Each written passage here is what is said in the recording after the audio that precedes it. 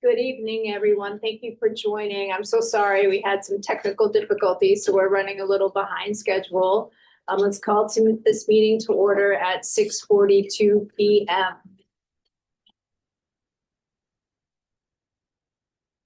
I pledge allegiance to the flag of the United States of America, Republic for which it stands, one nation under God, indivisible, with liberty and justice for all. I'm going to turn this over to Rob. Rob? Hello, everybody. We're using a microphone because we're going to turn the projector around. Last time it was hard for people to hear. So hopefully this is better. Mariana, can you put a thumbs up maybe if that's a better setup for you? Yes, thank you. Thank you. You ready for this one?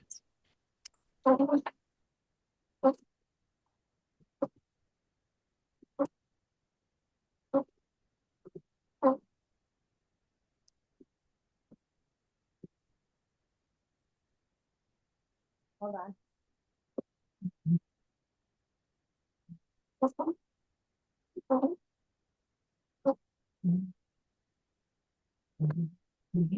Wrong way. There we go. Yeah, I think that's it. Yeah. Right there? Hopefully folks can see this at home as well as those that are here in the Johnson School Meeting Room. I'd like to welcome everybody and thank you for being here. I've done this a long time, believe it or not, education for my 52nd year, and I've never lost the feeling that kids are the absolute #1 investment that we make in our futures. So this budget relates to that, and I'm going to work off this Excel sheet. If anyone wishes to have this, it's obviously a public document. Just email me at rlebo@johnsonschool.org, and Lebo is Liebow, and I will send you this so you have it. It's got a summary page that you're looking at right now that we're going to mostly talk from, but there are some other tabs here that I want to just review real quick so that you know what those are. We're going to review some MCAS scores as it relates to a need for an expansion of the interventionist and possibly a literacy specialist position. So that will be there. There is a detailed version of the budget that's in there that you can go line by line by line. And what it refers to is what we call version 7, version 9, and version 10. Version 7 is the budget that we're going to look at first, that was actually passed at the school committee level back on December 2nd. And it was the 7th version. We worked all fall on building version after version after version until we came up with what the school committee felt was an appropriate budget to put forward. And then there's a budget called level service, and that was requested by the town administrator, and that has nothing new in it. It's maintaining what our present staffing and present programs are. And then the selectmen have authorized the proposal to put a $1 million override for the town on the table for voters to consider at town meeting and then in a ballot that would follow town meeting. And our section of that shows not only on that cover page, but also on the detail page in that third column. So you have the December 2nd budget, you have level service as was requested, and then you have the potential override budget. The other tabs, this is the fully loaded level service budget for every department in town. So that would be on that sheet. So you can see police, you can see fire, you can see DPW. When you get to the school section, I'm famous for colors, unless you've noticed that. I've highlighted the entire school section. So that was in that last tab. And then it goes into another department. So that's there on this Excel sheet. And the next tab over is the one with the $1 million override proposal by department, flows the same way. And then there is a page that I think folks might be interested in. We probably won't go to this tonight unless there are questions. And that shows us the enrollment by grade at Johnson Elementary, the number of classroom teachers, the number of aides in those classrooms, and then actually the number of SPED kids in the classroom, the number of aides, and then it shows our enrollment at Swampscott Middle and High School, and it also shows you out of district placements by grade, of which is a total of 11. Total of 60 special education students in the district, K to 12, and for reference, that's close to 23% of the enrollment has an individual education plan, and that's not dramatically different than schools in the rest of the state. There's also a column that shows you the staffing list complete of the 32.5 full-time equivalents. And if they're full-time, they're in gray, and if they're part-time, they're in yellow. So you can refer to that. It also shows you the existing teacher salary scale for next year and where teachers are on that scale. So you can see, without going through the numbers, I don't want to get too verbose, that you can see that most of our teaching staff is in the master's degree column in the central part of that column. There are some teachers that are higher in degree and further on in experience, but most of our teachers are in master's degree column in the center section of that. And then there is a comparison of teacher salary scales for what's called our comparables, which are Hull because of the size, and then because of geographic location, Manchester, Essex, Rockport, Lynn, Nahant, Beverly, Salem, Marblehead, Winthrop, Swampscott, and Ipswich. So they put those all into one number, and they call that your comparables. And then it also shows you our district, Johnson School, versus where the state is. And it shows you bachelor's degree, master's degree, the highest lane, both the lowest step, the middle step, and the higher step for the comparables, and then for the state comparison. And if there's a, well, this one's pretty easy to show you right here. For our comparables, that entire group of 10 schools, at the lowest step on the bachelor's, the comparable salary is $57,142, and for us it's $55,789. It's 2.43% behind the average of the comparables, and we rank 9th at that step. And then you can go through it and see how that relates to different areas of the scale for the comparables, as well as our district as it relates to the state. So again, I don't think we'll go there tonight, but it may help you to be able to reference that. And then there is a salary scale for our aides, and also a comparison graph from the same program that generated the teachers that shows how Nahant, at the lowest classification and the highest classification, how we compare to those same types of comparables. And you can be able to see that section later on. So I'm going to work mostly off of that first page, the summary page. I'll get over one more click. And let me take you through this. The top section shows the present budget, FY 26, which is the 25-26 school year. The budget total was 4,854,441.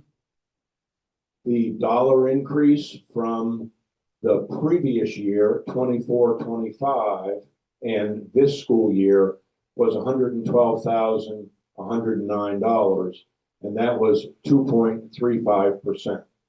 So when we were sitting here last year at this time, the budget that finally went through town meeting and got passed was 112,000 more than the previous year, 2.35%. And then we get into FY 27, which is next school year. That's the 26-27 school year.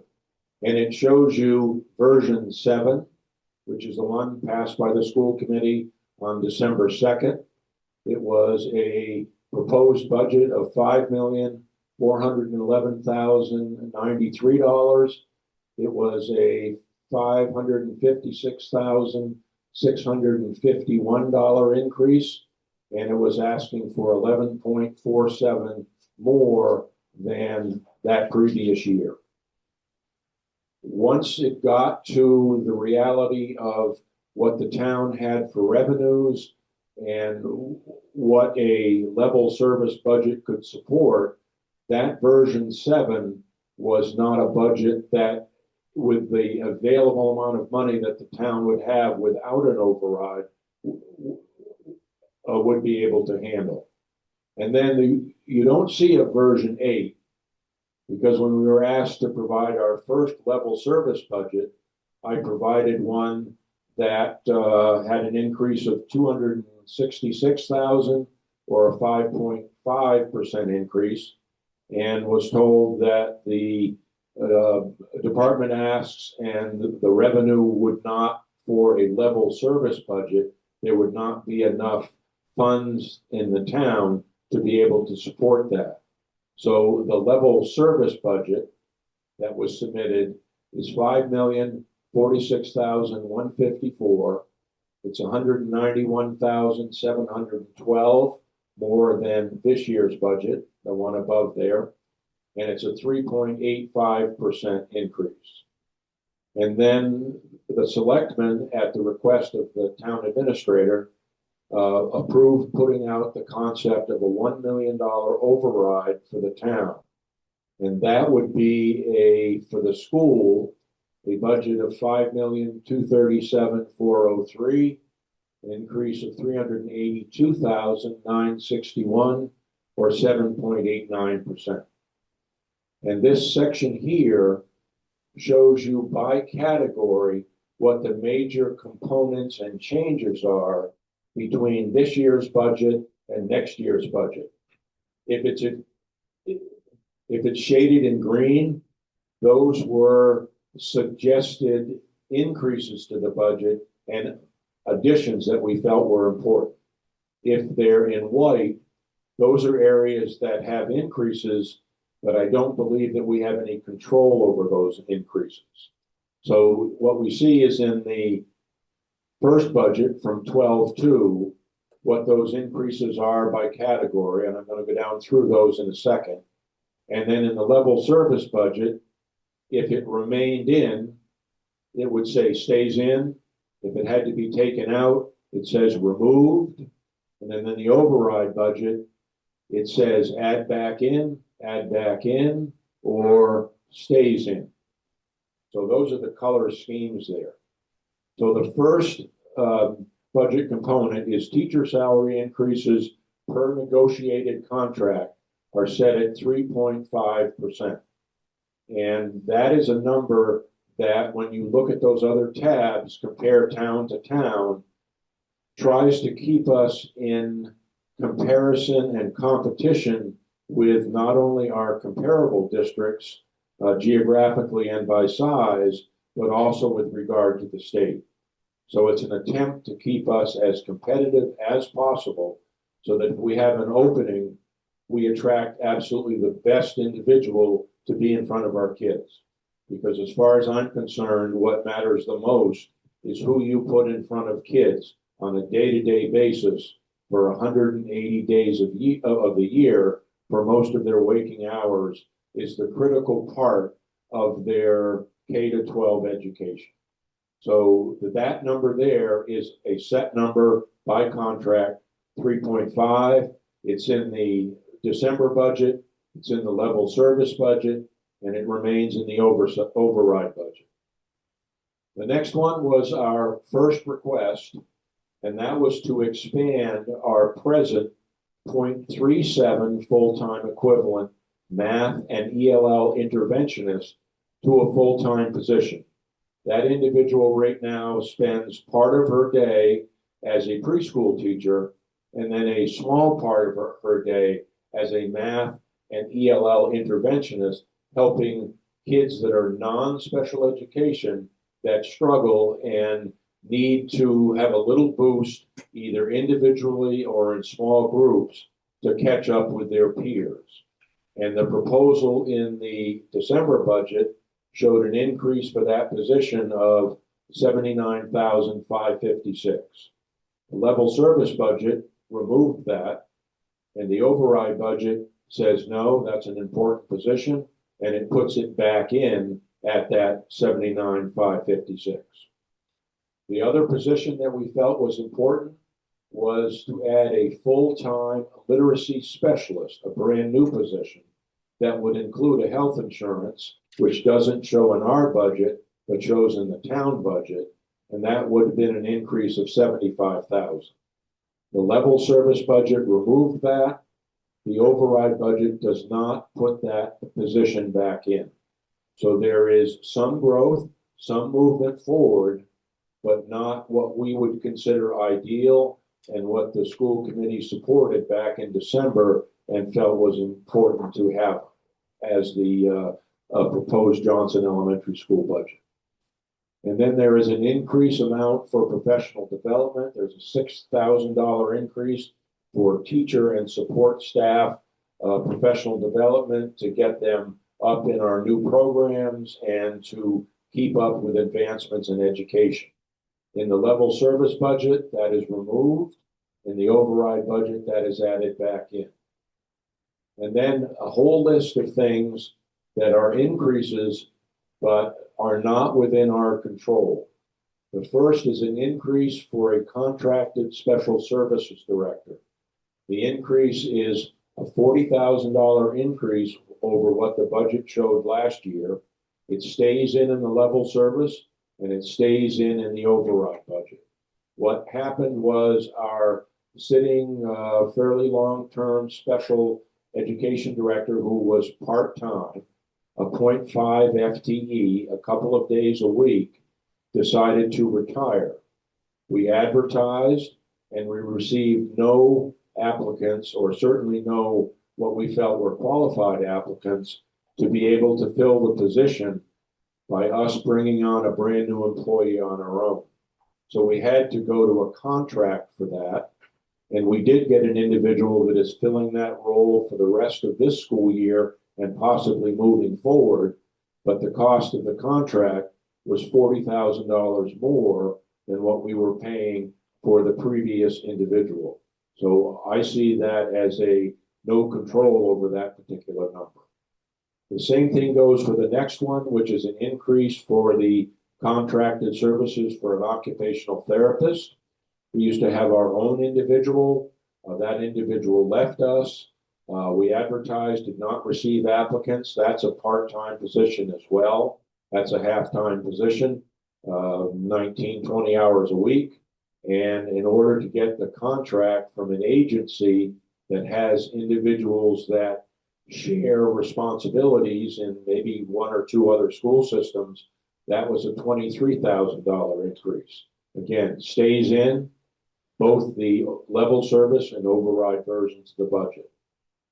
There is an increase of 2 support staff for special education, and that is an increase of $87,000. Those are required by individual student education plans. Kids' needs change to their special education. The way the plans are written, they have service time that needs to be provided to them. And our matrix of the previous number we had was not enough to cover the service grid for those students. So we went from 9 to 11 special education aides. That's an increase of 87,000. This was no change, which was good. This is Essex Tech vocational education. 2 years ago, there were 16 Nahant kids at the tech center. Last year, there were 11. This year, there are 6. And the previous year drives your assessment for the next year. So that 6 students gave us in our December budget a no change, no increase, even though the tech center budget, which I think is made up of 15, 16, 17 school districts, because our enrollment was down, we at that time had no change. We then looked at it and said, because it's 6 and the way their budget was developing, it looked like we could even have a savings in that and reduce it even more. And that was reduced by $25,000 in the level service budget. And it would still allow the 6 students or whatever number choose to go next year to be able to go to the Essex Tech Center. And in the override budget, we left that at the $23,000 removed and took out that original 0 change and reduced it by 25,000. It does look like that number may be able to drop even more. We just this week received an actual copy of the complete Essex Tech budget, and there's a possibility that number may drop. We just can't build that in. There is an increase for the first year of a new school bus contract for kids to go to Swampscott Middle and High School from Nahant. And the state allows you to do a 3-year contract and offer option years. We're coming off of a contract that was 3 years with 2 option years for a total of a 5-year bus contract with Healy Bus. The last 2 years were no increase at all over the previous year. So there was an increase in year 1 of the existing contract, a smaller one in year 2, a reasonable one in year 3, and the option years had no change for 2 years in a row. So we anticipated that we would have to have a jump in that, and that number, the bids have actually been received. The school committee at their meeting on the 24th of March will be entertaining that budget, and that increased number for year 1 will be able to handle that change. I can't go into who the vendor is, but the subsequent years are 1% increase for year 2 and 3, and a option year suggestion for also 1% increase both of those years. So I think that will be a very reasonable bus contract for the next 5 years, even though year 1 is adjusting upward because it's coming off of 2 years where there was no increase at all. That number stays in the level service, stays in the override budget.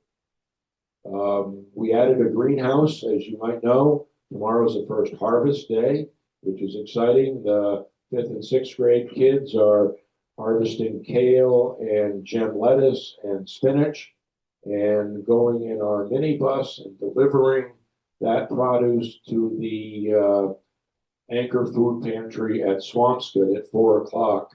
And that was one of the real goals of that. The greenhouse was fully funded by an outside donor, and there are 2 individuals that support that. One is on the microphone here, and the other is our daytime custodian that applied and serves very admirably in the role of co-greenhouse coordinator, and he receives a stipend.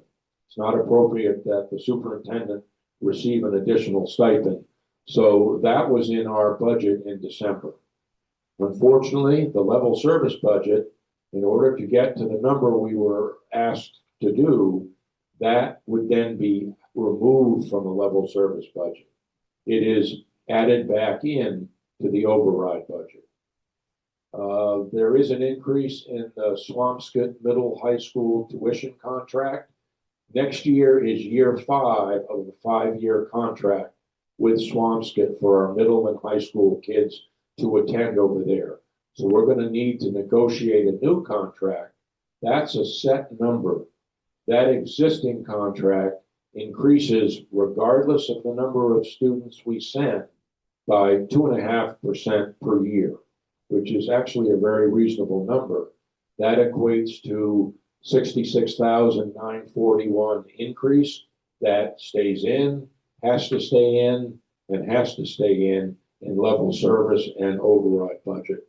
We'll be negotiating a new contract for the year after next, and hopefully that will be another 5-year agreement, but that's down the road a little bit.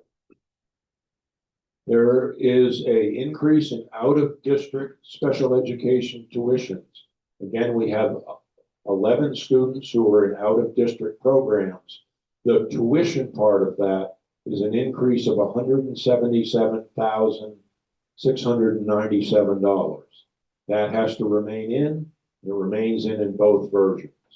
The transportation for those kids shows an increase of $105,113. That stays in. So those two lines right there are $280-some thousand of the increase that this budget asked for back in December. And for those of you who are wondering what is the total cost for out-of-district special education placement costs for the 11 students, it's $1,056,508, and those are either private SPED providers, or there's a consortium that we're a member of.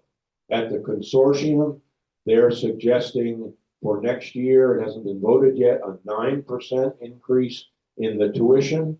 And for the private ones, the state sets their amount, and they approved a 3.04% increase. So that is a very costly area of the budget, but it's justified and necessary to meet the needs of kids that deserve those services. And I can't say that enough, that is extremely important, and it is a number that allows those kids to have the best opportunities that can be provided to them given their needs. And then we did have a special education teacher leave us a little bit through the year. We did not know that in December, and we're anticipating hiring a new one. And I built this budget with a lower on the scale teacher and said, well, we could save as much as $22,000 off of the December version that was showing the existing person who was in that position for their increase. I don't know if this will play out. We'll just have to deal with it, but it did remove it to get to level service and left it out in the override budget. The last two lines, we provide offsets from preschool tuitions and from something called circuit breaker to help reduce the costs of various lines within our budget. The circuit breaker is used for special education, and the preschool line is used for areas of our budget where the kids in the preschool utilize portions of that person's time. Like a little bit of Heather Castonguay, the principal's salary is in that offset because she spends time with the preschool kids. So instead of all of her budget being in the Johnson Elementary School, there is a section of it that is in that area here. So in the first budget, we were using $57,000 in additional preschool funds. We already fund the 2 teachers and aides from the fees of preschool. So the total on the table for what we were using for preschool funds back in December was over $200,000 from those fees. And The level service budget went to 108,000, which is a number we used last year of preschool funds, and kept 108 in the level service budget. The circuit breaker one is that shows the biggest change. I was rightfully convinced that that is not money that you can absolutely depend on, and that if you have new students show up, that is funding that is generated by a state formula from existing special education high-cost placements over a number called foundation that you get back a year later. So the budget in December used $225,000 of circuit breaker. The level service one goes to using $350,000, which was probably the number I had suggested way back in December, and was convinced that is a little bit too much of a Mississippi gambler on that number, and you're not protecting the necessity that you may need that number. Level service goes to the edge of that number. And then in the override, I've dropped it back as far as I can drop it and be able to do that. The override budget, again, is suggested by the selectmen to be considered for $1 million. Our share of that would be $191,249. I made some notes down here at the bottom. The majority of the town override request at this time is for additional fire department personnel. Apparently, the fire department is underneath the state recommended staffing levels to properly take care of the fire needs around the community in the Commonwealth. So they have a proposal to add, I believe it's 4 full-time firefighters to their existing budget, and that is the majority of the override. For your knowledge, a $1 million override for a median $1 million home in the town of Nahant would add $700 to that homeowner's tax bill. So that gives you an idea of the scale of the override.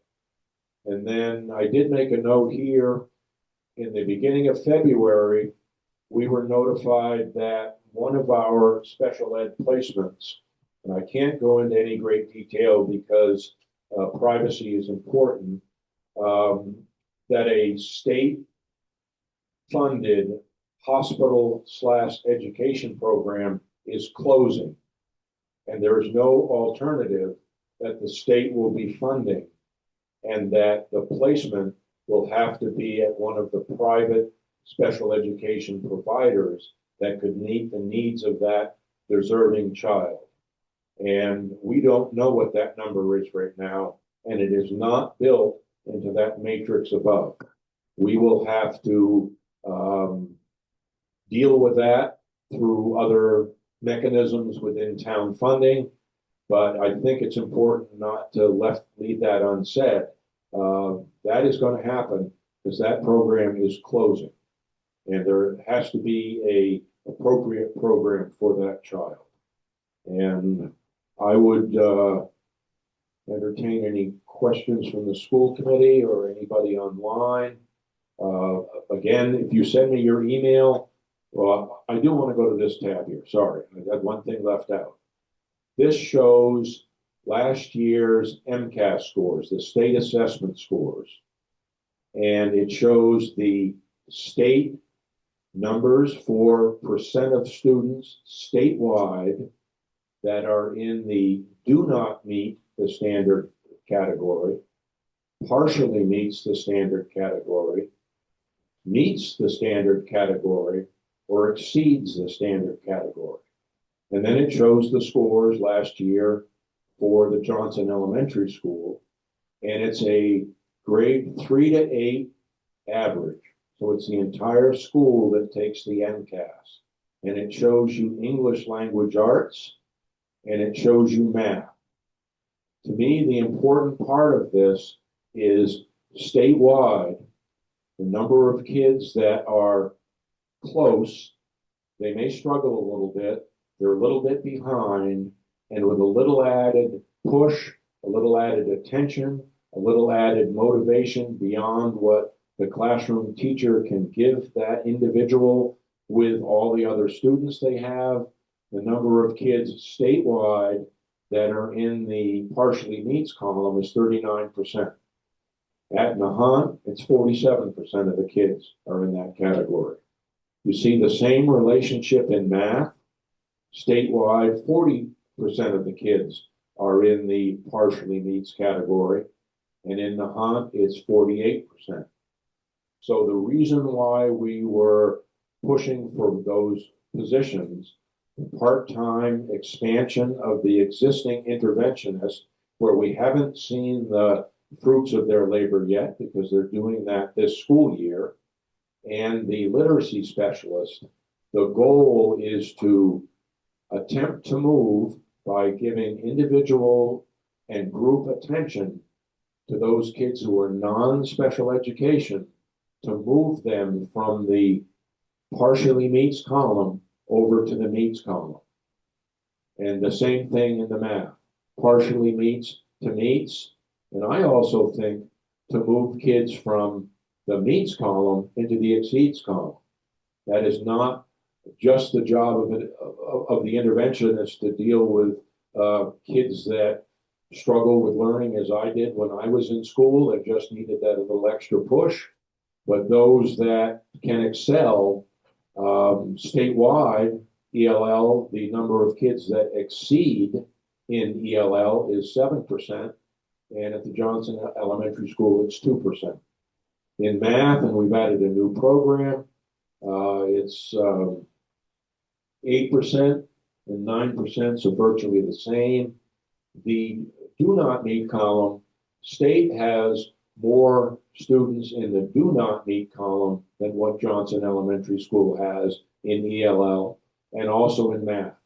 So I feel the target area for both of those positions is right here in the kids that, especially in math, if you get behind in math, there might be no catching up on that. Your attitude changes, you struggle, and I guess I'm speaking from my own head as to how I would have felt about that. In ELL, you might be able to work your way around catching up and reading and writing, but in math, once you're behind standard, you have a long road ahead of you all the way until you're in high school. And that dictates what strand and category you're put in when you get to high school. You get booked in a certain lane. And I am committed to the idea that when kids are young, working with the kids that are close, and just with that extra little push provided by the specialist or the interventionist, can get into the meet column. Now, we'll have to see the effect of what we've done already, but we're a very small school. Any large district, I'll use actually a district that's not much bigger than us that I was at for 10 years, Rockport, had a total K-12 enrollment of 600 students, of which 200 joined us from Gloucester through the school choice program. We had a math specialist for elementary, for middle school, and for high school. All three grade levels, all on one campus, had that individual. And our size is so small, and the past has not shown that there was any staffing level provided for that.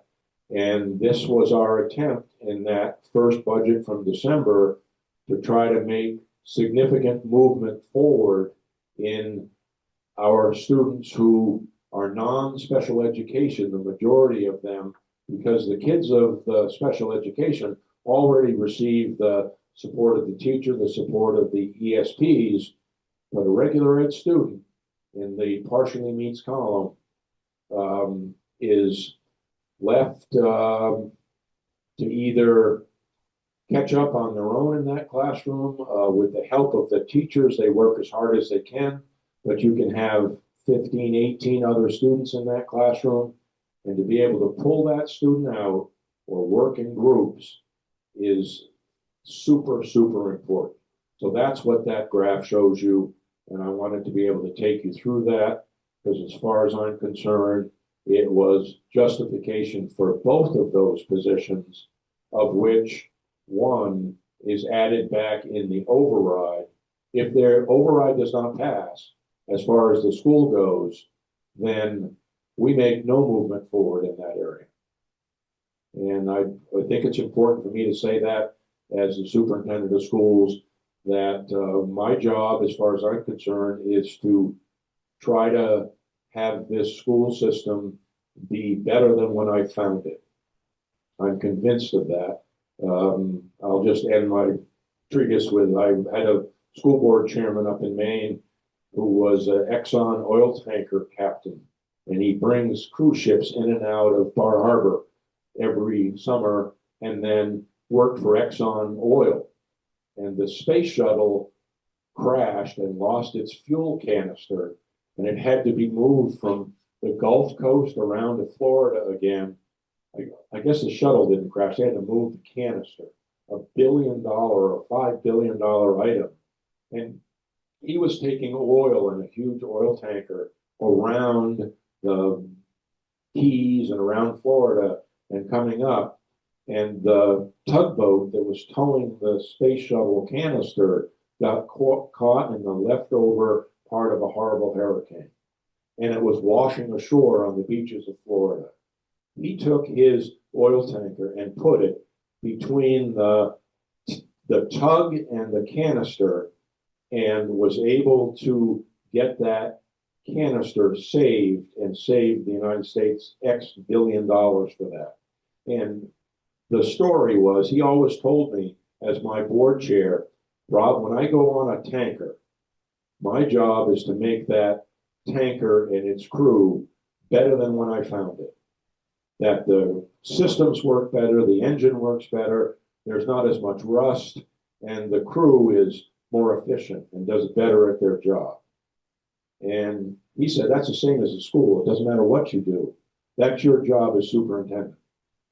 And I remember that, and I shouldn't be here if I'm not working to make this school system improve year by year and make it better than when I found it. So that's, I think, the last thing I'll say, but I say that a lot because I had a lot of respect for that gentleman.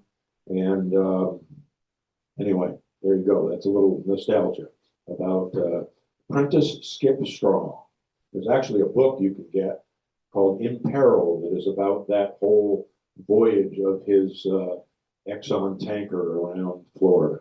So I would answer any questions for anybody that's either online. You could probably turn it back, Heather, or anyone in our audience could also ask questions. The override again goes to town meeting, and it has been authorized at the selectman level. The finance committee is starting their meetings and will have a recommendation about that request. Their first budget review meeting is just what we're doing tonight on Thursday night. They're going to review the schools and the town administrator section. Then they'll be doing the fire department, the police department, and in the end, they will make a recommendation, as will the selectmen, about that override.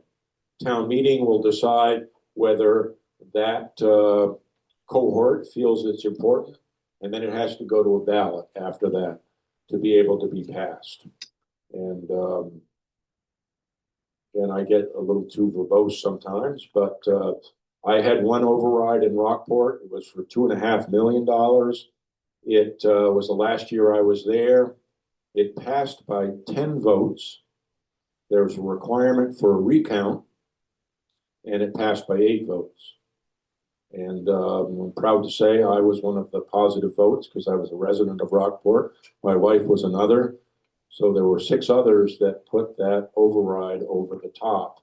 And it allowed our school system in Rockport to be able to stay competitive with Manchester, Essex, and Gloucester, and Beverly, and Danvers, their comparables, and to move forward. And that's my goal here, to be able to do the same thing. So questions from anybody? So Rob, you're seeking, I guess you're going to the finance committee version 9 and then version 10, correct? There's two alternative budgets. I'm having a hard time. It's only because of my. Can you please By say your hearing name it. and your Oh, yeah, address? sorry. We're sorry. Harry Vanity, 122 Wilson Road. So, with the finance committee, you were, since version 7 is what this group had approved. And then when you move with the finance committee, I guess you're going to be presenting your version 9 and then your version 10, is that correct? The version that they will see will be the version 9 level service. Yep. Because the town administrator authorized that to happen so that for all departments, there would be no backward motion. And then the level service budget was proposed to the selectmen for the ability to move forward. And again, in one of those tabs, you can see those areas that are out there. And the finance committee will listen to presentations. They'll hear pretty much the same thing I said tonight. They already have this version in advance. And then they'll go on to the town administrator section. And then they'll hear from the fire department that has those 4 positions. And there's increase in the police budget as well. It's not as high as the fire department. It's a little higher than the school. And a lot of that is overtime and shift differential and those types of things. So Thursday night at 6:30 is the FinCom budget. And it's a public meeting. You're invited to attend that, just like you were invited to attend this meeting. Do we have anyone online that has questions?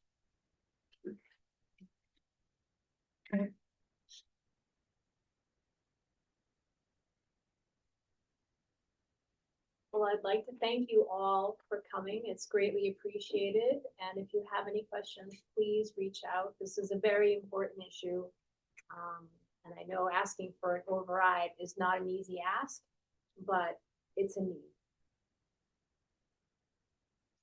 So with that, I could have a motion to adjourn this meeting. I would just say anyone who's a staff member, I will email this out. You don't have to request it. I'll send it out tomorrow morning so you have it and have all those tabs. Anyone who is a citizen of Nahant, or I guess any interested person that may be on there who's not, you send me your email request and I will send you this sheet so that you have it, the entire spreadsheet. So we are going to move into our regularly scheduled school committee meeting, and everybody is welcome to attend. But if you so choose to not be part of it, thank you for it. So with that, could I have a motion to adjourn this meeting to go into the regularly scheduled meeting? Motion to adjourn the public budget hearing and go into the regular scheduled school committee meeting. Okay, second. All in favor? Aye. Thank you, everybody. Thank you very much. Hope you're coming. Okay, so now we can move directly into the reading and approval of the minutes from our meeting that we had on February 3rd of 2026. Has everyone had a chance to review those minutes? And if so, if there are no edits, changes, questions, if I could please have a motion to approve. It wasn't there, so I don't know that I can do that. Motion to approve the minutes of the school committee meeting of February 3rd.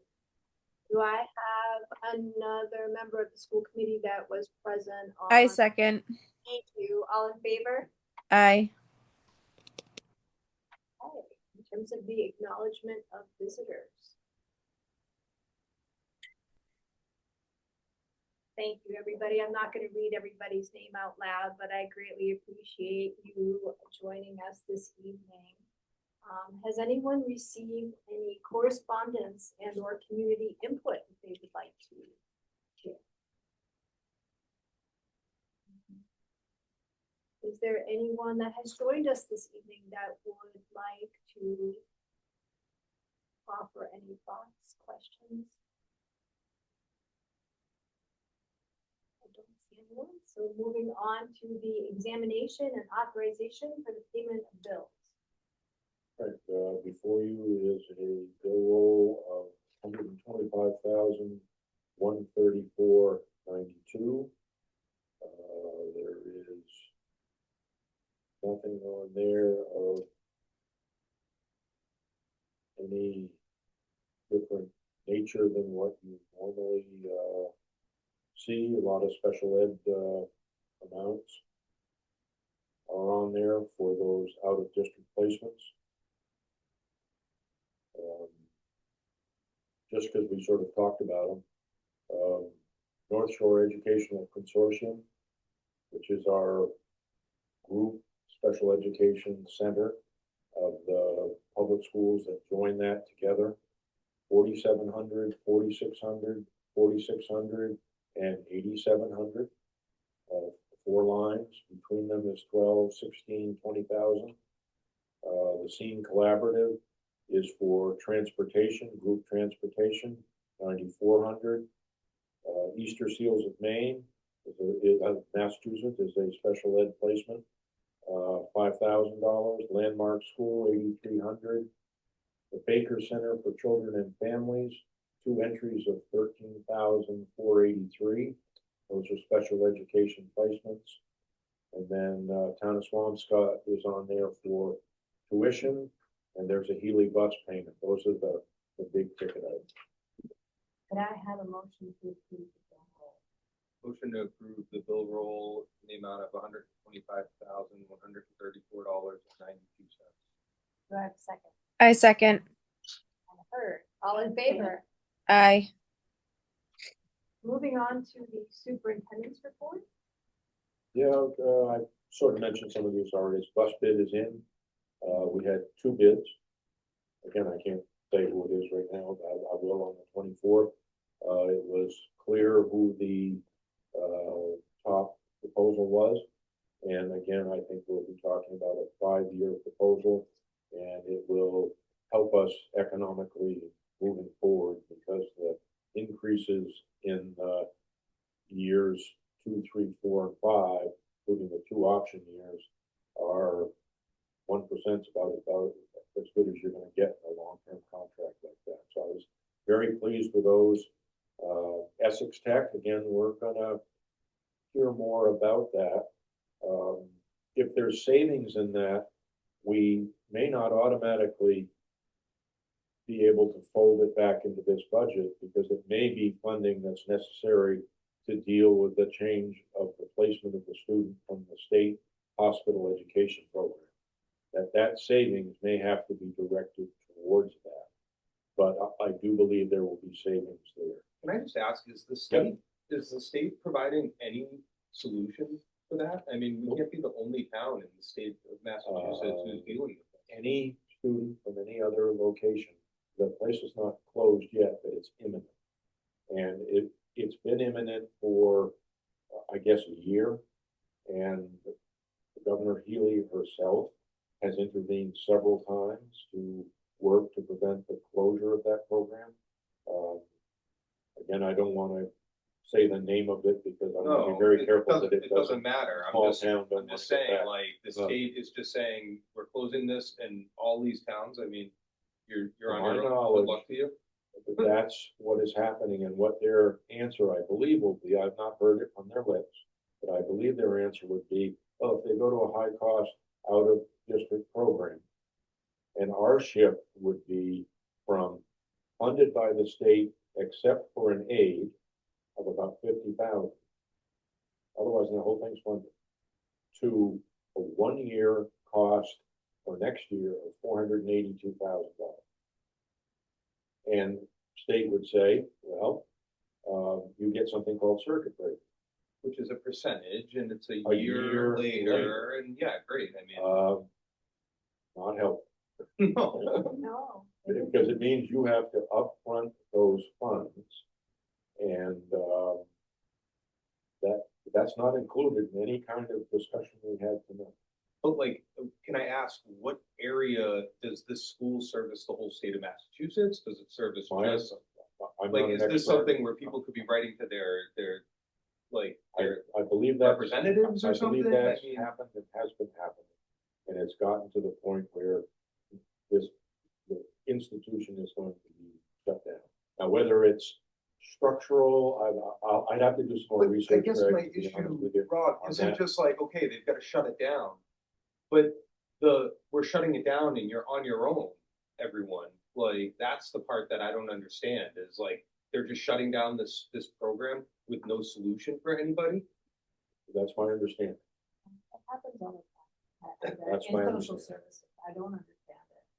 All the I mean, So we're that is paying state a, taxes. Like, a I don't know, I don't challenge, get it. Like, not only for the what can people child do about to it? be Like, moved from a program that they've been in and are comfortable in Yeah. to a brand new program in the middle of March of this school year. This has an effect on a part of this school year, plus the following school year, and however many years that they're still have eligibility for education, which for a severely disabled child is up to age 22. So it's not a good scenario. And again, we only heard about it February 13th was the first call, and we're going to there's meetings going on. They're a little clearer today as to what the cost may be. There are contributing variables to it that I have to be very, very careful not to talk about that could make the financial exposure not 482, but still it'll be money that we don't have budgeted for this year, because what we had budgeted was the aid, and the child was in the hospital program, and it's now March, and it's over $1,000 per day, because this year's rate is 462. Next year's rate is 482, and there are 105 days left from the middle of March to not the school year, because this is a residential year-round program, to July 1st. So that's a really large sum of money. And we do not have a reserve ourselves at the school that handles that. The town does have a reserve, and it may become necessary that some of the financial part of that situation will have to be dealt with through reserve. And then what we spend this year will be a circuit breaker number for this spring that will come back next fall. So it'll be reimbursed. That's part of that number we're using in this spreadsheet of the different variables. And when you were the gentleman that said, be really careful with that 225, Rob, you put it up to 350. I think you were telling the situation that is facing us right now.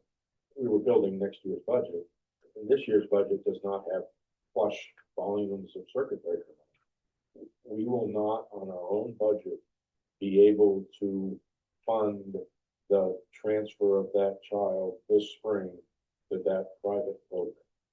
We will need assistance with that, and then plan for next year. So I think that's about as much as I can say about that. And it happens. We have children that were in our shared consortium, but for various reasons, the consortium was not able to meet their needs. They are now in a private program. So a tuition goes from 100,000 to 250,000 in the movement of that child to the proper program to meet their needs. And then there's the transportation on that, which is not just a cab ride. I mean, you're talking about specialized van, aid in the van, and transportation. Let's say the program's in Boston for a year can be $75,000.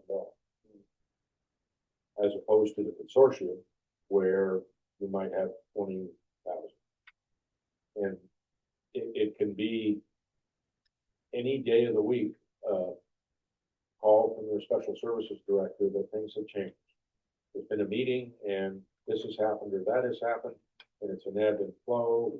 If you're a really, really big school district, you have lots of kids and there's plus and minuses, and they maybe have a special ed reserve and they just dip into that. In our system where we have 11 children in out of district placements, a swing in that creates a challenge for folks in our position. It's heartbreaking. It really is. The programs are dropped all the time.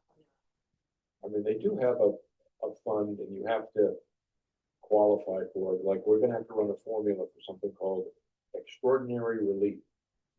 And that's if you, and you've been through that once before, a couple of years ago, where if your expenditures for special education placements are 125% more than the year before, than in the year of, like we're facing right now, you receive a portion of that back, not all of it.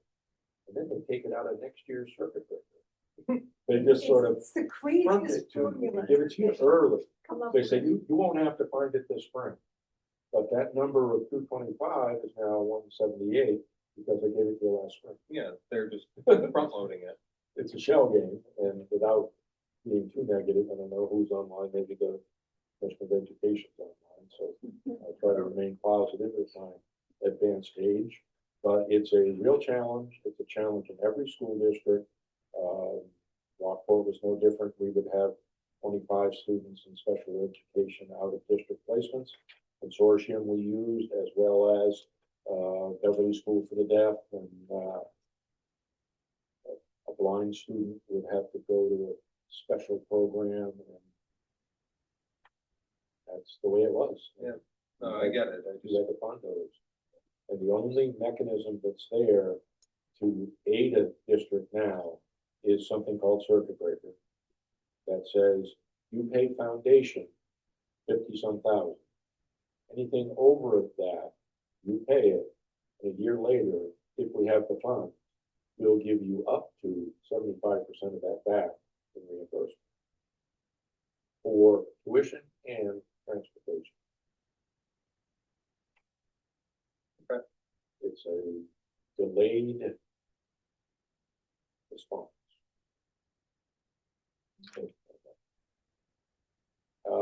So tomorrow, I don't want to get off the track, but the Greenhouse Group for the first time are going to deliver their produce. They're going to go to Seaside Pizza on the way back and have a complimentary pizza dinner when they get back. The item, superintendent's buying that for them. Superintendent's driving them over in the van. It's been my baby and I'm excited about it. Coordinator for the Anchor Food Pantry is from Nahant. She has item news coming, and it'll be really rewarding to, I think, see that gem lettuce get cut, kale get cut. Small thing, but not like saving a space shuttle thing.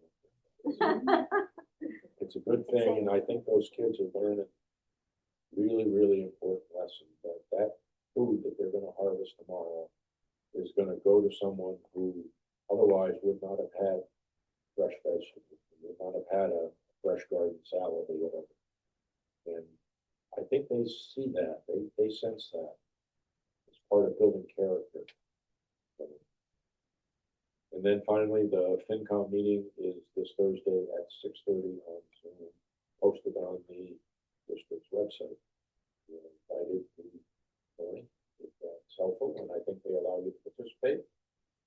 So, And we're also meeting with Swampscott Superintendent, At and 5:30. Swampscott Chair on Thursday. to talk further about the potential contract that, again, has one more year to run, the year after, as well as some of his interests in what he considers to be the best models for educating kids within his school district that includes kids that come from the home.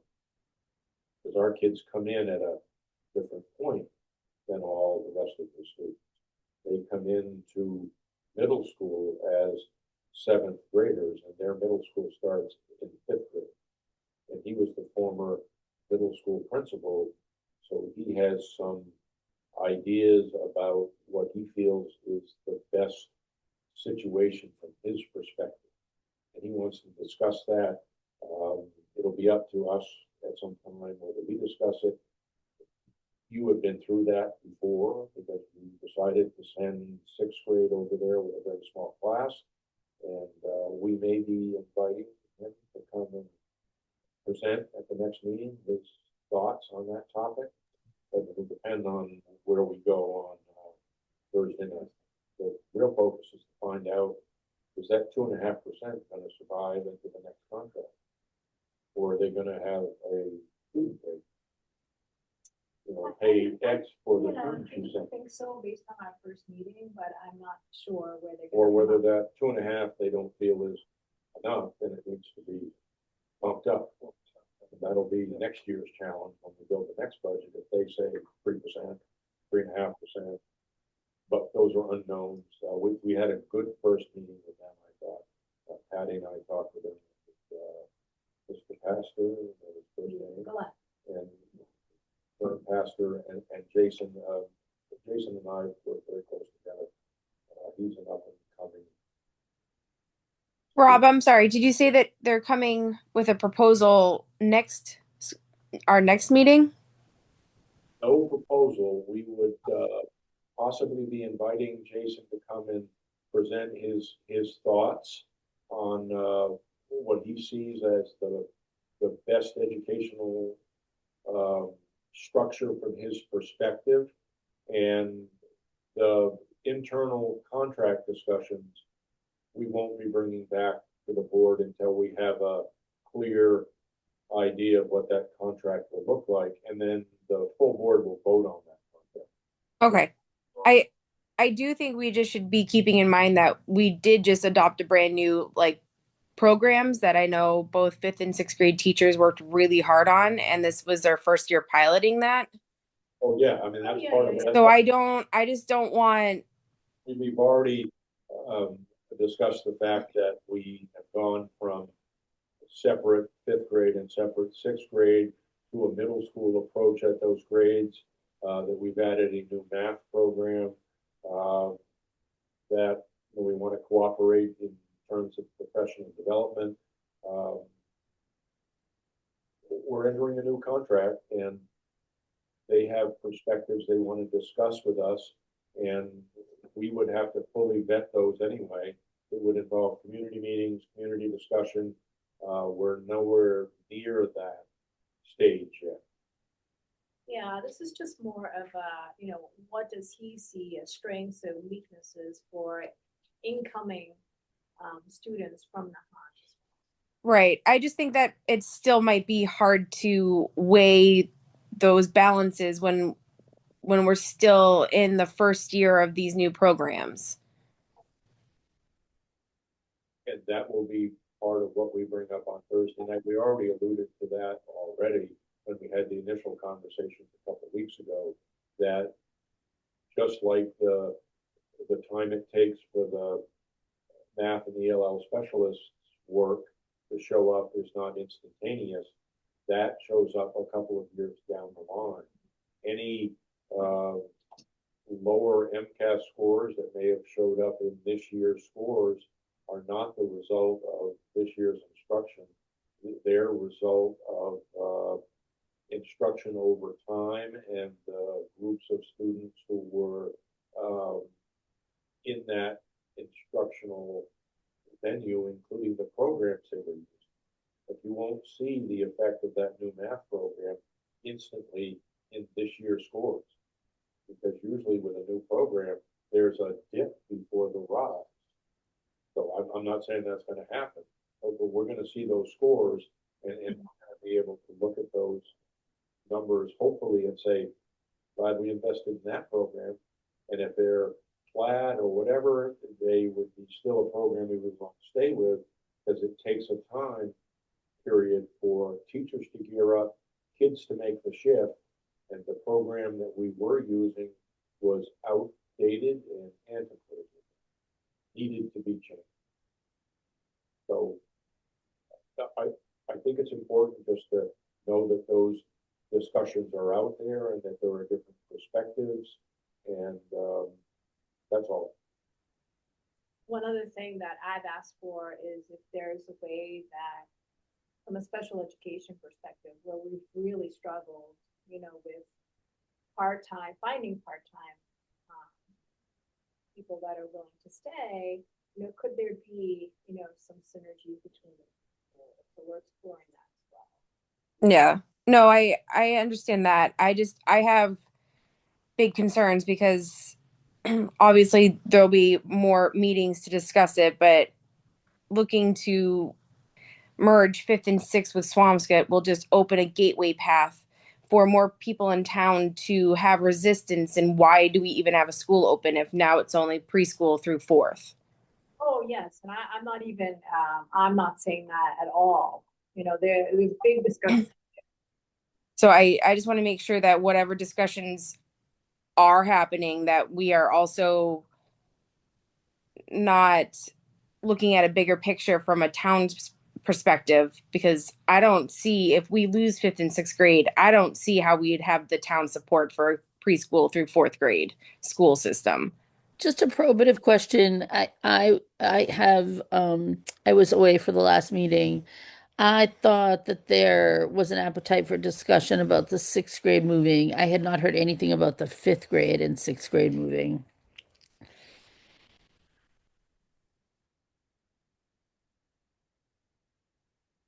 Really answer that?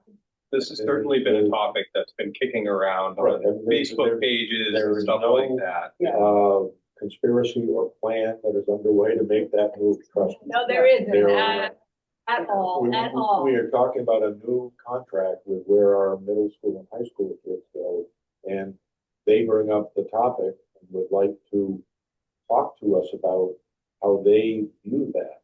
And then if we collectively as a community are interested in that, that's a long process of having that be discussed at community meetings, and who knows where that will go. But again, you did have it when you had a grade that had 6 students in it. Yeah. And the decision was made to move that. There was then a request, I believe, to then do the same thing the subsequent year, and that didn't happen. That was not that long ago. That was That's 2 years ago. I did mention that our enrollments are not low as they were then in the upper grades, and that, for instance, fourth grade is 20 kids or whatever, as opposed to a sixth grade. And if those 20 kids stay with us and do not leave, like one of the things in the town budget, I was very pleased to hear, and I didn't see that till I read the FinCom analysis, is that the assessment to the charter school is way down for next year. What the town has to pay for the charter school, because there's a state law that says if the kids go there, town of Nahant shall pay some of that. But that assessment went way down. And where's the savings from that? the savings is in the town budget bill, the entire level service budget. It's on the town side. So it's just like going back into the general fund? You'd have to ask Alice for sure. All I know is part of their entire revenue versus expenditure picture of all their departments. That's a positive. Yeah.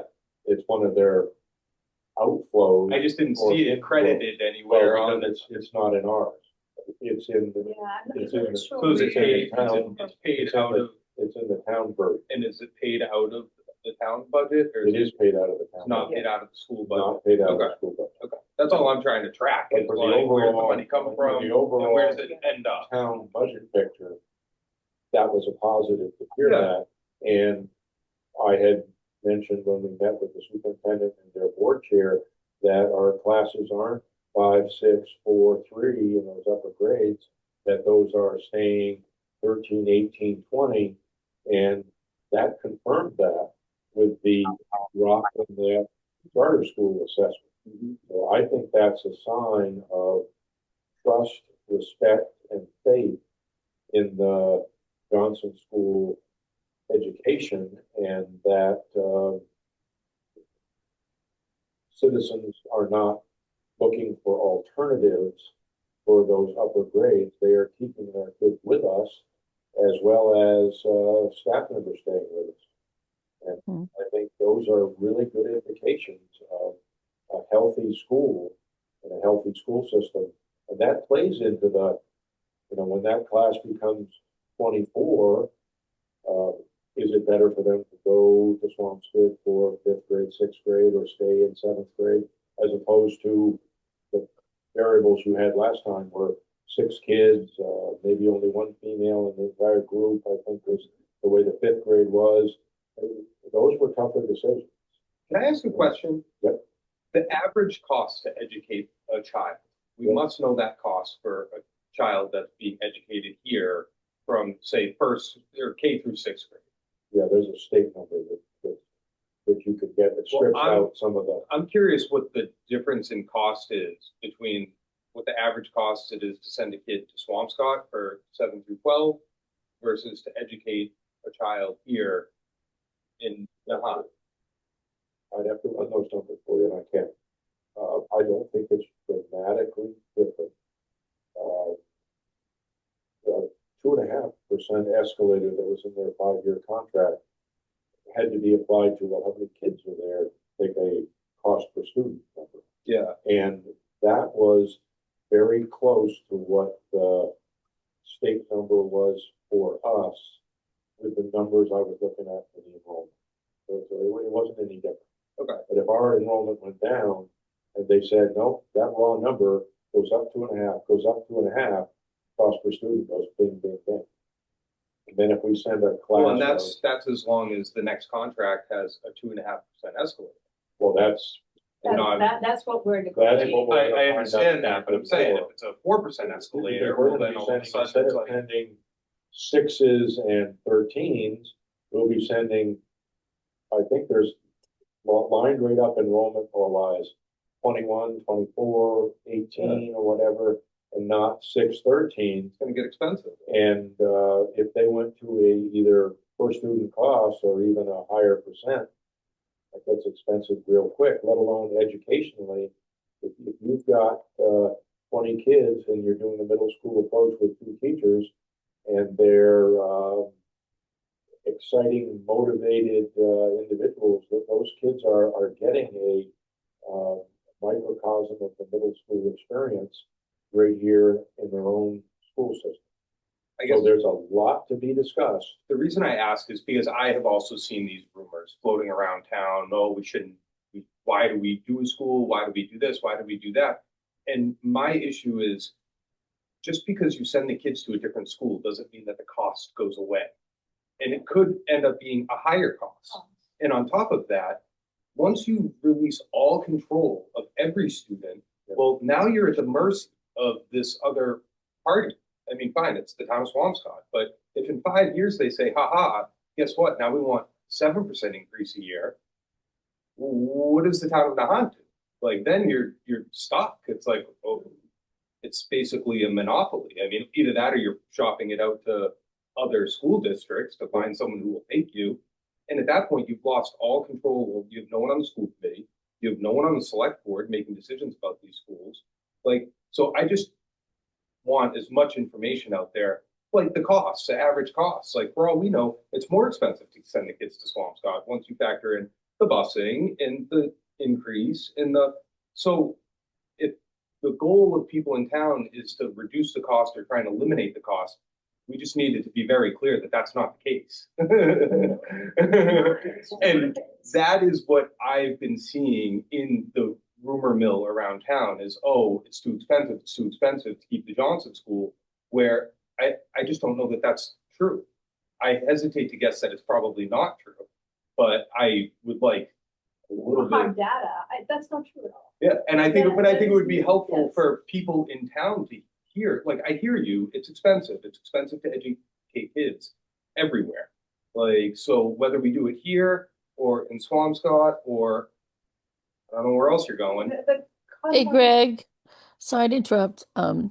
We did do some number crunching when we did send the sixth grade over to Swampscott because there were only five of them. It would be great to have a plan B and a plan A, plan B drawn out for probably an arc of 3 years to see what the potential impact might be on the school. I also think that without the sixth grade there are some benefits as I watch some of what's happened over the last 2 years with, some of the culture of the sixth grade, I think that it all screams we belong in middle school. And so we could look at what the school may gain from doing that as well. And I think that that would help um, folks be able to, give really powerful and important input. And I know we're going to be talking about like ways to do that later on. I guess my only concern about that, Beth, is exactly what Mariana raised is like, all right, now we've got these part-time positions that we're making even more part-time, which is like, how are you ever going to staff stuff? I mean, like right now, for example, we have a half-time gym teacher with 6 classes, but if you go down to 5, is that like, all right, well, now we can't be doing that, and we can't be doing the ELA or this person that's part-time. I just don't know how all of that would play out, Beth, and that would be my only question to the powers that be is at some point there's got to be a threshold where okay, this just isn't going to work anymore. Yeah. I don't know if losing the 6th grade would be passing that threshold. And again, I just don't want to see people get into a situation where they think, oh, we're going to save all this money, and then 2 years down the road it's like, oh my god, this is costing us 10% more per student to educate them when Wow. getting great savings. And just to be clear, Greg, I'm coming from the other direction of what is developmentally, what is going to be the right thing for young people to develop and flourish. I think that's where Patty comes with the idea of having Jason Kalishman in, if people are interested in that, for him to speak to where our um our incoming sixth or seventh graders, usually have done well and where it's been hard for them, and I think that would be educational for us. We can still do whatever we want. We're not. But I think to hear it would be good, and that's where I come from. I think no one is better at running budgets than Rob. And I think that Rob could certainly kind of show us where the impact would most be felt and what would be the fallout of making a move such as this. I also we have very talented teachers that are co-teaching sixth grade, fifth and sixth grade right now. And I certainly would not want to lose them. So we'd have to figure out a staffing structure that works for everybody. I totally agree, Beth, that we should have them in. I'm all for listening and hearing everything they have to say. And again, no one's saying that we're making any decisions next week. No. So I think collaboration with Swampscott and getting their insight on what we could do better or differently is a great idea. I guess my comments weren't directed at that. They were just directed at what I'm generally hearing lately, and that I think these are folks, Beth, that aren't as concerned about maybe the student body just because they don't have students in the body. Yeah. Right. So, but I just think that for folks like that, it might be Yeah. helpful for them to hear actual numbers of like I agree. Yep. what the data actually shows of the cost. If that's their focus. Our focus here is more than just cost, certainly. And I'm all for having them in to hear everything they have to say. Yeah, I'm very curious to hear where they see strengths and where they see weaknesses, where there are opportunities for improvement, and where are there opportunities for collaboration. And then let me continue. I'm not saying that we're losing grade 5 and we're losing grade 6 and this is the new model we're operating under. I don't want to cause panic because that is not the intent. The intent is just to talk about kids and what's best for them, especially as they transition to middle school, which is very, very difficult. for many kids that transition. Yeah, but that's been happening for generations. That's not new. I mean, I went through that. My brother went through that. Like we've all gone through it. Anyone who grew up here in town, it's kind of part of tradition and it helps formulate who you become as a person because you got to figure out how to stand up on your own 2 feet and you have to become a little bit more tough in the process for doing it. I actually think it makes us more resilient as individuals.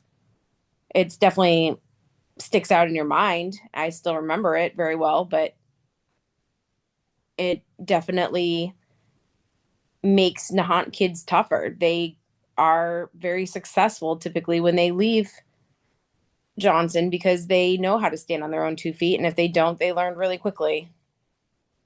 I think the biggest concern right now is where Swampscott has consolidated its elementary school for one. And so you have all the kids knowing each other. And I think it presents more of a challenge for kids going to middle school because now you don't have so many different elementary schools in Swampscott that are merging all together in the middle school years. So that's a new element. But that wouldn't make it any less hard for Nahant kids because then all these kids have been with each other since since kindergarten themselves. They're not merging together in fifth grade anymore. They've all been together. So if anything, that's not going to change the outcome of when you put Nahant kids in that system. It's going to be hard regardless. The only difference is their maturity level's a little older, so they can self-regulate their emotions better at seventh grade than fifth grade. I'm not advocating for one way or another. I just want to hear what it is they have to say because that is the school that we as a town decided that our kids should go. So I'd like to hear what the people have now acting superintendent. I think all of us should go there.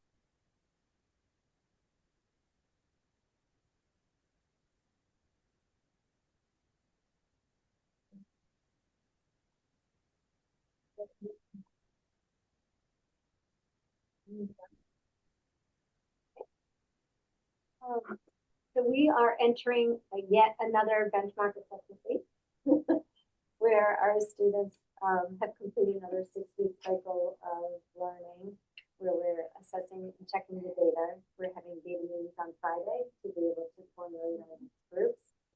Some of the teachers have already done their assessments in these last couple of days, and I'm very pleased to see more growth for our students. So I want to celebrate that because I think a lot of it has to do with the added building blocks that we continue to speak about with our MPSS intervention. So that also advocates more for that position of the literacy specialist or the interventionist because currently it's part-time.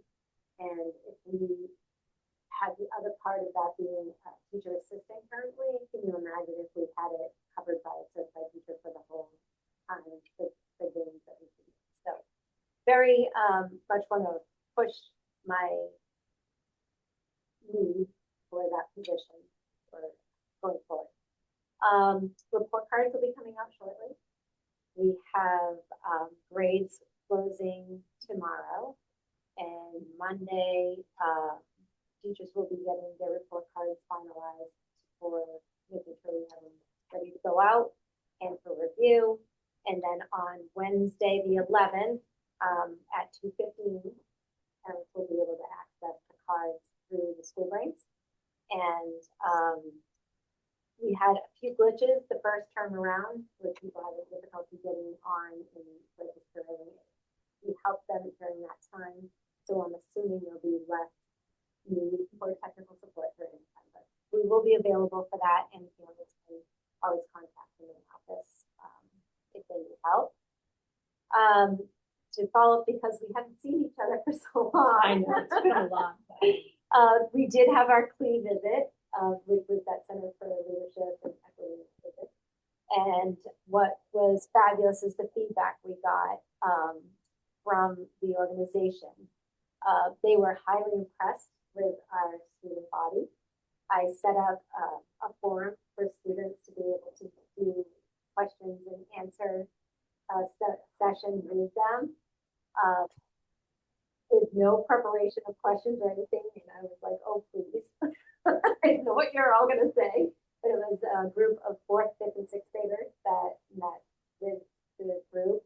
And the question that the facilitator from their organization asked, remember the focus was all around MTSS and WinBlock, was what would you change about Win for next year? And one student quickly answered, nothing. We get help. Please don't take it away. So they value it as students. And I just made me so proud to hear their excitement around knowing that these intervention blocks are supporting them. Another student spoke out and said that with the small, they asked, why do you think WIN's working? And the student said, well, I never knew long division. So now I had the time with my teacher to relearn how to do it, and now math. So they're getting the things that are blocking them from moving forward that have already been taught and moving on. So there's a lot of reteaching or securing basic skills for students. So to hear them when the presenters laughed, I was just like, you just worked so hard to share what you think about this school, and the pride and the respect and the way they interacted with the adults was very admirable. Was really great. So I wanted to share those results with you because it was such a positive impact for them, and that to me really helps us impact our student learning and helping the kids have a goal. With that being said, we go into our staffing update, and that's where we had, we told you Fabian, who our tech director and specialist, had resigned his position for a full-time position. I was very fortunate to have Peter Tong come back to support us until we find someone.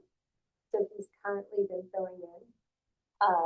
And thankfully, we found, I hired a candidate named Jason Tan. He's going to be starting on Thursday and replacing. So Peter's willing to stay, train him, and get him in. So we haven't had one hiccup in our technology. So very excited about that. And Jason knows when I said Peter's on, I know Peter's on. And he actually knows them. Yeah.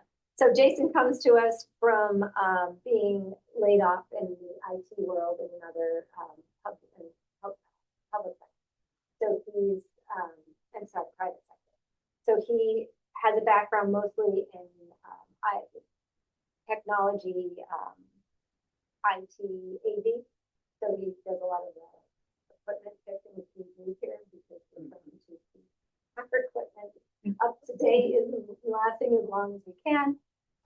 He's going to probably have a little bit of a learning curve around obviously the educational component side of it, but very wonderful, like great personality, excited to work with kids, wants to try something a little bit on this end. Customers. And so your customers are young and they're very from an FTE perspective, you know, it's the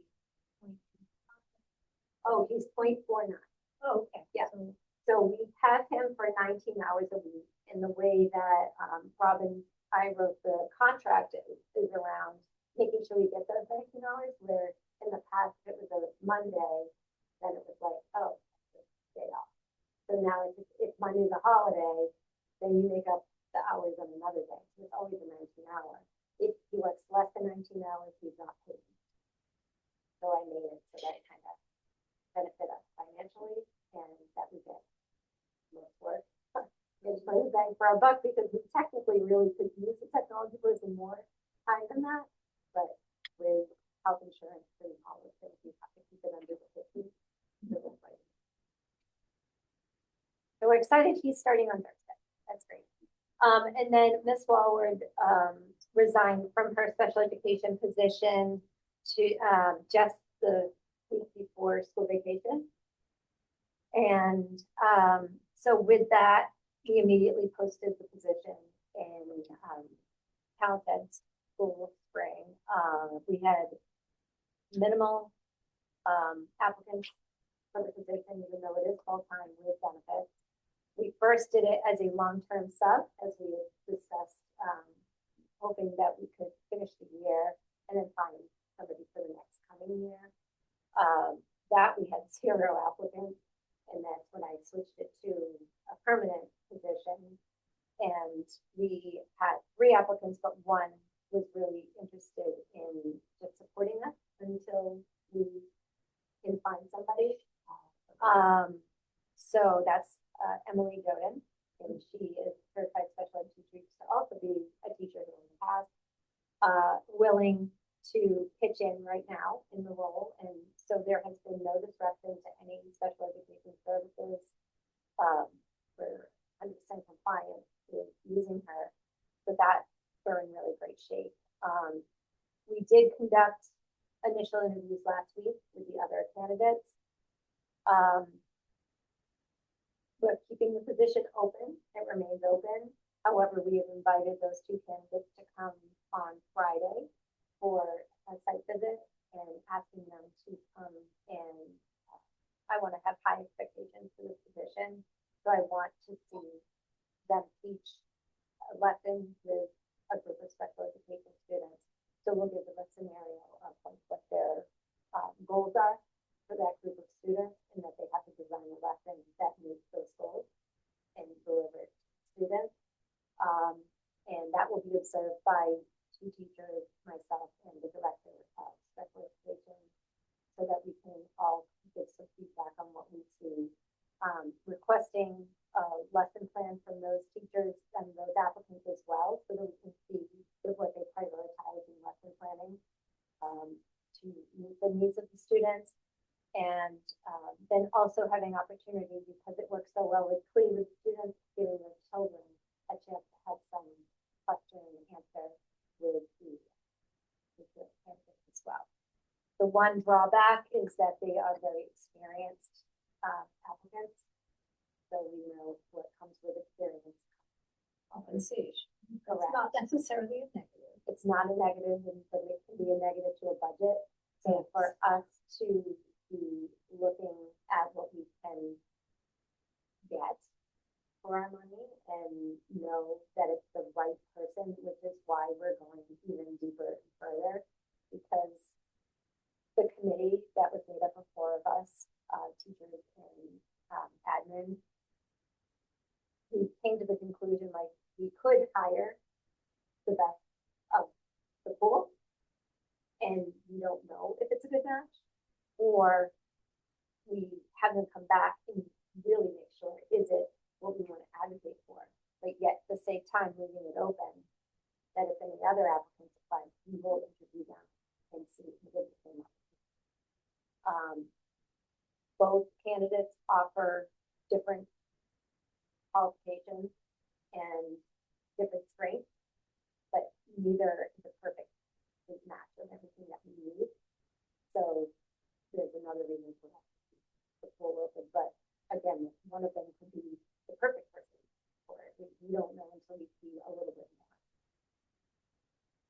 So in full transparency, we want to make sure like we have a strong educator. It's a very critical position because it does dictate a lot of what services are delivered to students, the testing results, and for that, we want to make sure we pick that person.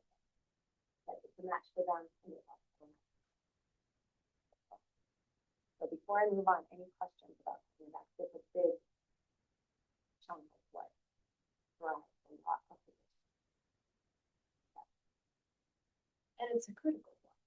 It really is. And that was actually some of the feedback that I received, Rob received when we met with Swampscott is special education.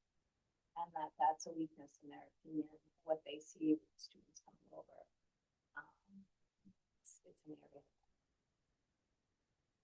Thank you for really screening. We really, and I understand the budgetary constraints, trust me, I do. Right. And it's not just about money, right?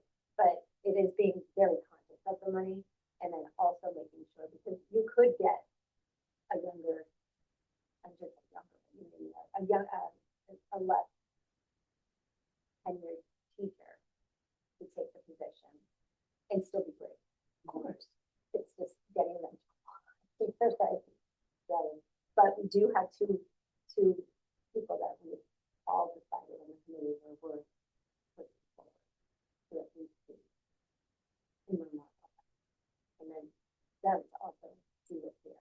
Because one other concern that the committee had too is about turnover, and the special ed department has had a lot of turnover. And some of that is just because of the compliance and making sure we're meeting these. And as you said, you know, the kids weren't moving there as prepared as they should be. So with that, holding people to high expectations sometimes happens and follow. And I think that's where we're kind of at right now, is really regenerating as a community, revitalizing our special ed department.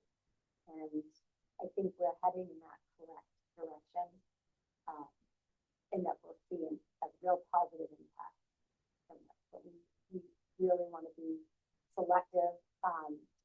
Ms. Godin has committed to the rest of the school year if needed in that role, and is very dedicated to Nahant and wants to do right by the kids here. But she said she would do what it takes to cover it, but it's currently not interested in anymore.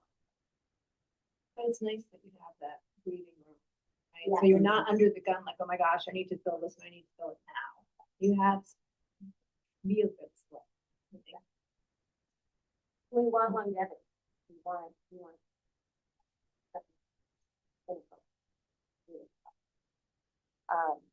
so that's where we're at for that special ed.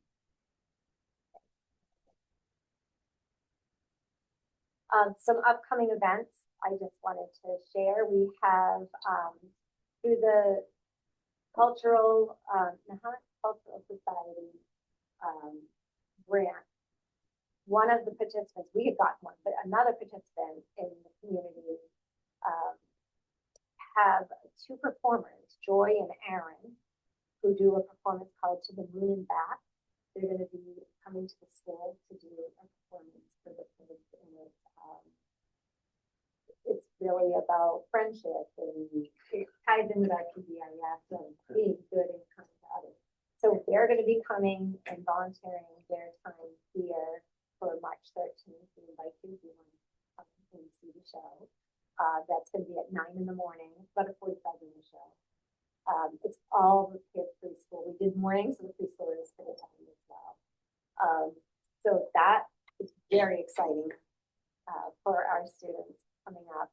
And then I also wanted to congratulate our 4th grade student, Ellie Hamrich, who received an honorable mention award in the elementary division of the Massachusetts Partnership for Youth Poster Project, which was offered statewide. We have all of our students. I've seen in my history students get this award, like have the opportunity for this award. So when the poster contest came out, I went to Laura Cheney and I was like, are you thinking, can you fit it in? Can we make this work? Because it's all around acceptance and kindness. And I think it fits in with that community of what our school believes in. So all students had access to doing this opportunity, and Ellie got selected as so it's wonderful. And then so mark your calendars if you can for March 30th at 1:15. The Department of Ed has a representative coming to deliver an award to Ellie. They initially spoke about doing it here at school committee, and I said I think it would be even better to do it in front of her student body. Oh, yeah. Absolutely. Oh, yeah, we have a full school assembly for that. So we'll be inviting her parents to come to that as well. So that, again, it's March 30th at 1:15 in the cafeteria.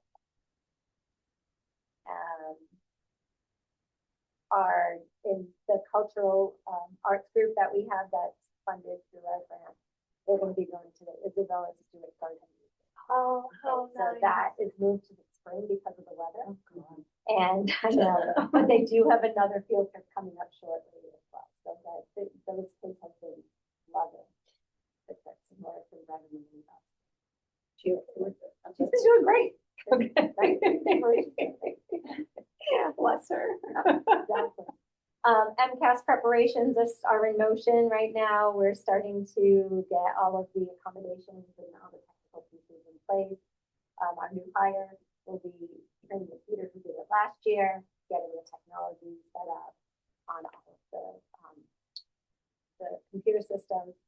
And so we're really looking forward to implementing that in senior high, excited to see the results next year.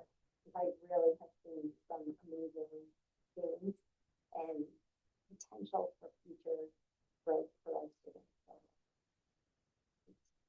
So, when on April, they start April and then they go into May. And then into June actually, I think as well for science. I think they had an exhibit. There's so many of them. I'll be getting dates to you, so as soon as we have everything finalized. Then shout out to, I'm going to do a couple shout outs for Heidi Fiore for doing Read Across America celebration. Yes, we had a very successful day on Monday. It was all community centered individuals who came into the school and read to the classroom, some of them being parents that were also workers in town, the fire department, police station. So that was very exciting.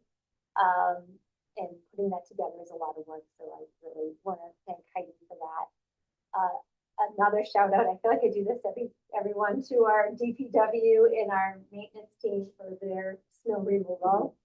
That's very tireless work, and I think we have to appreciate all that they're doing to keep the school safe and accessible.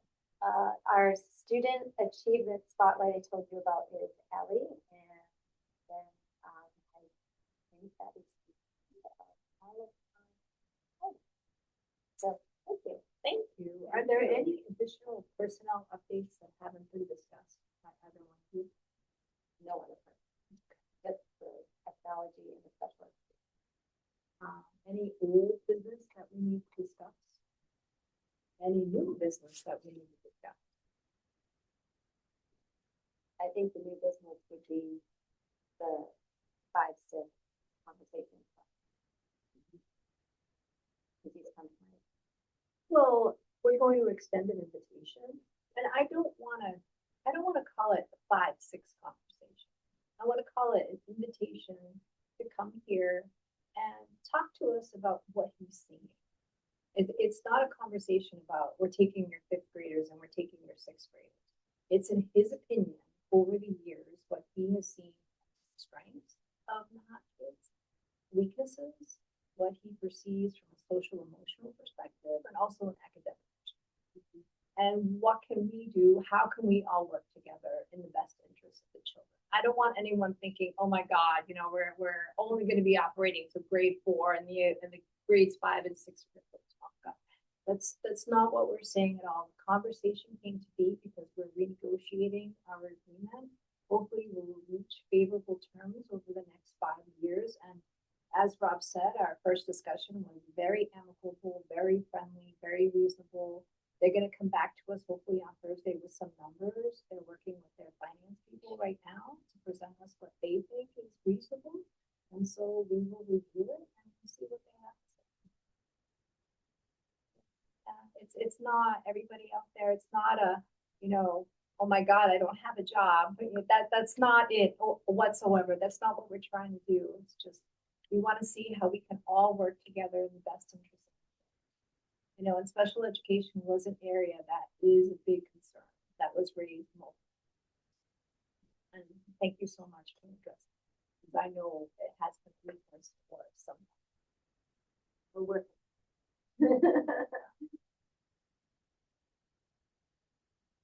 So if that is everything, and I know that the budget is huge, so I'm hoping all goes well with the finance committee and that they make a favorable recommendation.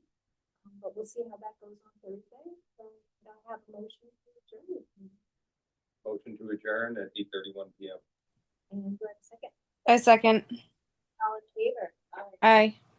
See everybody.